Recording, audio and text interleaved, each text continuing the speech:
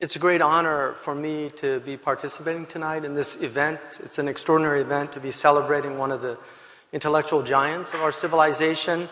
And so I first want to begin by thanking the John Templeton Foundation and also acknowledging the vision of Sir John that made this evening possible. Given the suspicion, even disdain among a lot of intellectual and educated people about theology, I sometimes hesitate when people ask me, what do you teach, to say theology, because it's a little bit like saying I practice alchemy or I study unicorns.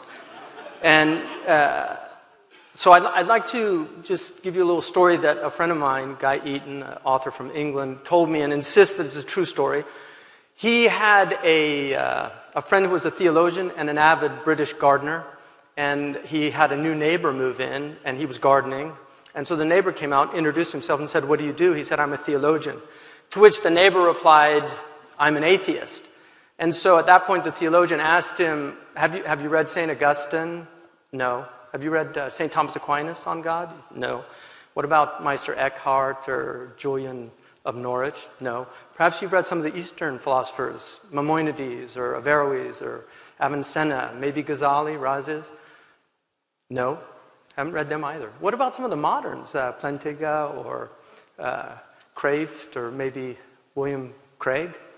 Don't know them either. He said, sir, you are not an atheist, you're an ignoramus. So I think the anecdote reveals something about people today who glibly dismiss belief in God as inherently unreasonable. And yet, they'll say, I don't believe in God, without ever looking at some of the arguments. The same people, however, will believe in things like quarks and neutrinos. They'll believe in dark matter. And they won't know the science that substantiates belief in those things.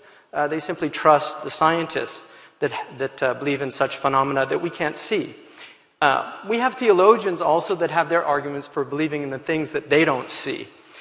And just like most people believe in scientists without really knowing their proofs, many believers, simple people, believe what their teachers and their philosophers tell them without having the proof. So we forget that the age of science is also an age of faith, just like the age of faith was actually also an age of science. And something that we forget is that the epistemology of trust is foundational in our world.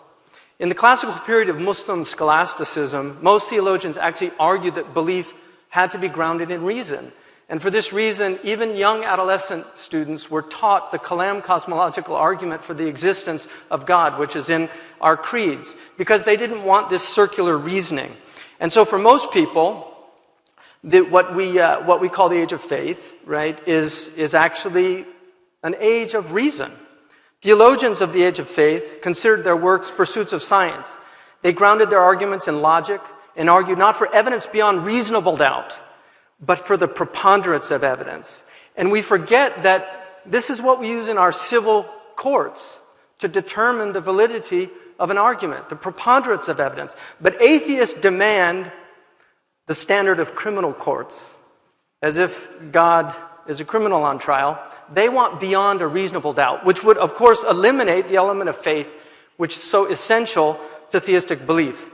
The great theologians of the past grounded faith in reason because they believed that human beings are created in the imago Dei, or the metaphysical image of God. And since the faculty of reason is what separates us from animals, the God in whose image we were created must be a God of reason.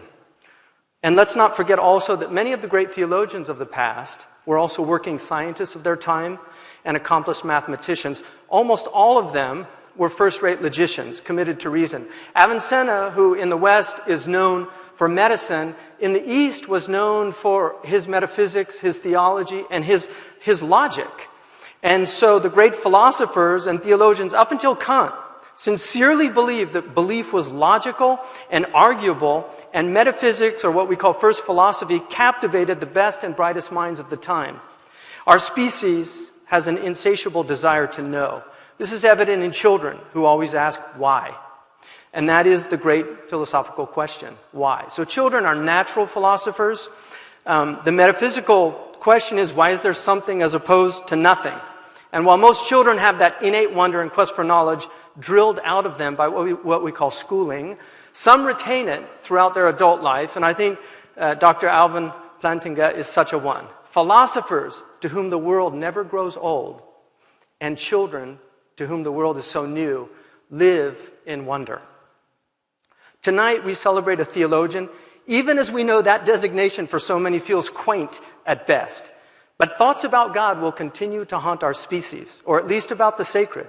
Either we embrace them, or else they thrust themselves upon us in moments of weakness by momentous life experiences, earthquakes, tsunamis, horrific hurricanes, witnessing the birth of a child, or a death in the family, or a wedding, or a sunset that's painted from a palette of 1,000 different colors of orange and red. Such experiences make us ponder why and about what cannot be seen. It must be so for a simple reason. We will always have to grapple with the why questions that our material sciences are unable to answer. So it is fitting that we are honoring Dr. Plantinga for his singular contributions to addressing the whys and harnessing his extraordinary powers of intellect and directing them to the pursuit of theology's handmaiden, philosophy, which for some is still in the service of her queen. We're all the beneficiaries of his enduring work that has helped put theism back on the philosophical agenda. Without a resurgence of philosophy as the rubric that governs our great human pursuits, we deprive our species of a holistic understanding of knowledge. In the past, philosophy meant love of wisdom, philosophia. But with modern skepticism, we should call many of those who practice today that they're practicing misosophy, an antipathy towards wisdom.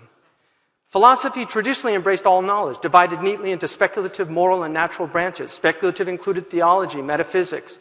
With moral philosophy came ethics, economics. We should restore economics back to moral philosophy. And politics, and finally natural philosophy that pursued the empirical sciences that today have totally eclipsed all the other branches of philosophy. The great French philosopher Jacques Maritain argued that every scientific question presents a double aspect, a mystery and a problem. Science, especially with its extraordinary tools of late, can answer many of the problems that confront us, but it doesn't know how to explicate the mysteries.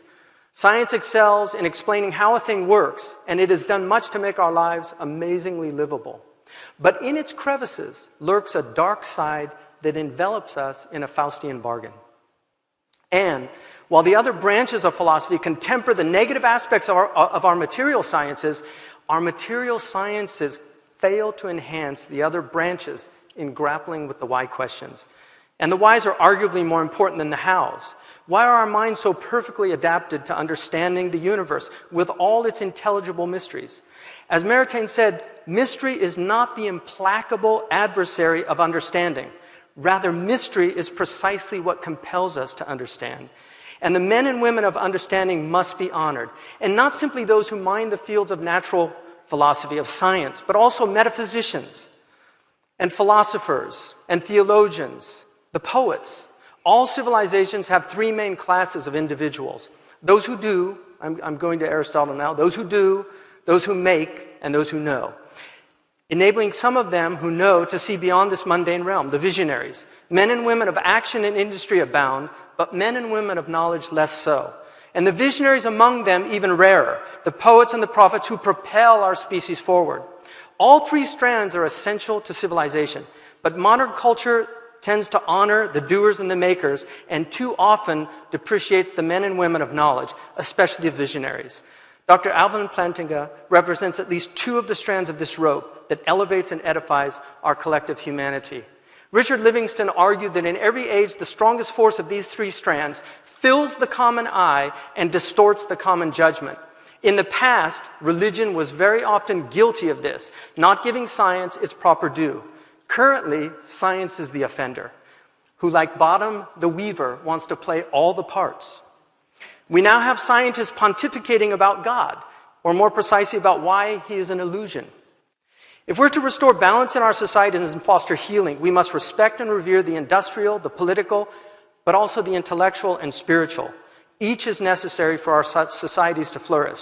It is a tribute to Sir John Templeton that he addressed this gross neglect of our times and devoted resources that are supporting excellent work being done by individuals and institutions all over. I'm always amazed at finding new people benefiting from the Templeton Foundation.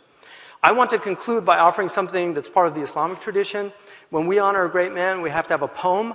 So you have to indulge me in tendering a poetic tribute to Dr. Alvin Plantinga. And I apologize to Dr. Plantinga for using Alvin, but Dr. Plantinga was very difficult to get into iambic tetrameter. So here goes. We face so much in this world, in this our world, it's hard to take it in.